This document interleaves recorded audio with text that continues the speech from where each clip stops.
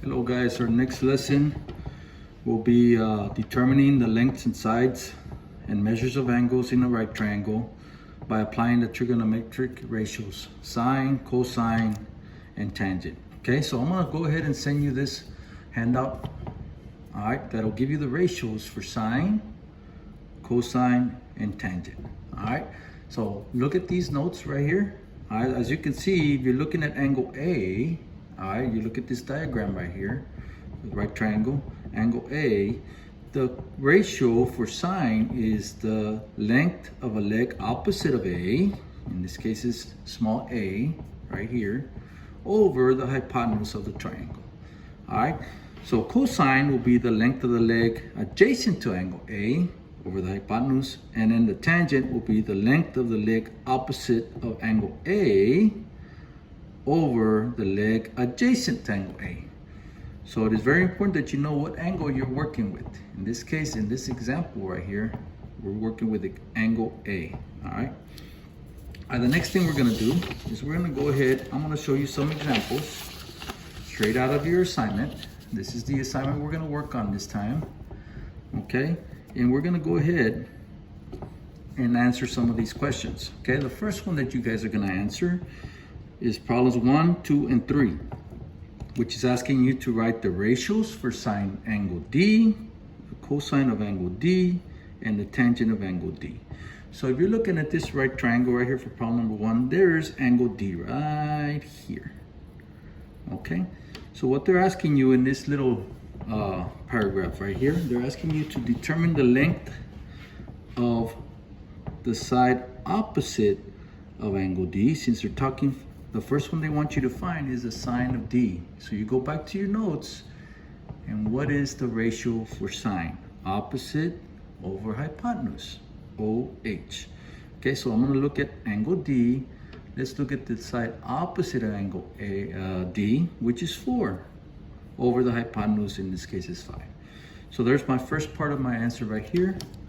The next one I'm gonna do is cosine of angle D, okay? Which I should already, you look at your notes, I should already know that here's angle D. Cosine is the side adjacent, the leg adjacent to angle D. In this case, it's 3 over the hypotenuse, okay? So you have to have your ratios, all right, with you, okay? You need to memorize your ratios. For example, sine is OH, cosine is A over H, and then the last but not least, let's look at the tangent ratio. So if I want to look at tangent of angle D, okay, I need to go back to my notes, all right? Tangent is opposite over adjacent. So I'm looking at angle D here. The side opposite of angle D is 4, okay, over the side adjacent to angle D. This is the side adjacent to angle D, which is 3. So as you can see, you got ratios for sine D, which is 4 over 5. The cosine of angle D is 3 over 5. And then the last one is tangent D, which is 4 over 3. Okay, so that's how you do problems 1, 2, and 3 of this assignment. All right, next example. Let's look at problem number 4. Okay, they want us to find the value of x. Round out to the nearest tenth. Okay, so you're gonna need your calculators handy, okay? So, one of the reasons why we use trigonometric ratios is to find side lengths. Well, I'm gonna try to find x, which represents a side length of this right triangle. So the most important thing is, all right, look at the given angle. 34 degrees is the given angle. So according to this little hint right here, it says to start, identify how the sides relate to the given angle. Side x, how does it relate to angle 34? In this case, it is the side adjacent, okay? So for this question mark here, I'm gonna write the word adjacent. Okay, and I made it right here in note because I don't fit it here, okay? The given side is a hypotenuse. The given side is a hypotenuse. I'm gonna abbreviate HYP for it. So I'm gonna go back to my notes. Which one of the ratios is represented by the adjacent of the hypotenuse? Right away, you're gonna say cosine. Okay? So this is the way to do these, okay? Since I'm gonna use cosine, this is my equation. I'm gonna go cosine of the angle, in this case, the given angle is 34 degrees, is equal to the side adjacent, the leg adjacent, which is x, over the hypotenuse. In this case, the hypotenuse is 8. All right, so there's my equation right there. Hopefully you guys can see it. My step 1, I'm gonna use algebra. Okay, so I want my x to be on its own. So what I'm gonna do for step number 1, okay, I'm gonna go ahead and rewrite the equation. And then, since I know that x is being divided by 8, I know that I need to use inverse operations. So I'm gonna multiply 8 by both sides. And guess what? That'll give me x isolated, which that's what I need. Okay, so in my calculator, I'm gonna multiply 8 times the cosine of 34 degrees, and then I'm gonna round out to the nearest tenth. Okay, so using my calculator, hopefully you guys can see it. All right, now everybody has a different calculator.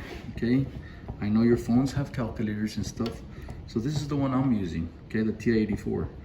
All right, so what I'm gonna do is I'm gonna go ahead and go back to the equation, which is 8 times the cosine of 34 degrees. So the first thing I'm gonna do is I'm gonna go ahead and input cosine of 34, close the parentheses, and give it a value, enter.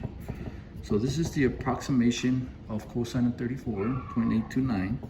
Then I'm gonna multiply by 8, which is the equation, and there it is, 6.63 approximately. Of course, you have a irrational number here, 6.63. Now I'm gonna use the approximation symbol here. Sorry, it's so messy. And then if I'm following the instructions, there is 10th. I'm gonna look at the hundredths place, all right, which is 3 is less than 5, so my answer is 6.6. So x is approximately 6.6. So I'm gonna go back to my answer right here, and I'm gonna box it in. Okay. All right, my last set of problems that we're gonna work on, we can also use trigonometric ratios to find angle measures. Okay, and I'm gonna do number 12 real quickly.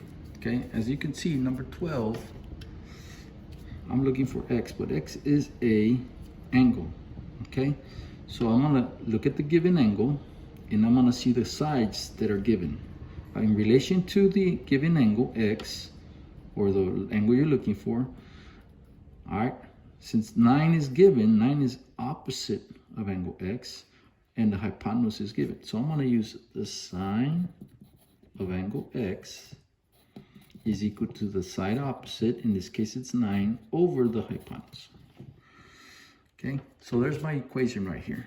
The only thing is, now I need to get rid of this sign here so I can isolate the x to find the angle measurement. Okay, so to do this is very simple. I'm going to multiply both sides by the inverse of sine. Okay, what is the inverse of sine? All right, there it is right there. So what happens when I do that? Okay, what I do on the left, I must do on the right. So instead, all right, I'm gonna write the inverse sine of 9 over 10. So that's what you do in this process right here. That's step number 1. So what happens when I take the inverse of sine on the left? It cancels each other out, which isolates my x. All right, and then I'm gonna input this part in my calculator. Make sure that your calculators are in degree mode. All right, now as you can see in my calculator, I can see my inverse sines here, inverse cosine here on top, and the inverse tan here. So what I'm gonna do is I wanna input inverse sine of 9 over 10. So I'm gonna go second sine, there it is, the inverse sine of 9 divided by 10, close the parentheses, and there's my answer, okay? Now the instruction said, round off to the nearest 10th degree. Round off to the nearest degree. So if I have my answer as 64.15 to the nearest degree, I'm gonna look at my 10th place. Is it 5 or less? Yes, that means it stays at 64 degrees. If this number 1 was 5 or more, then I would add 1 to the 4. But in this case, my final answer is 64 degrees. We gotta make sure that your calculator is in degree mode. Thank you, guys.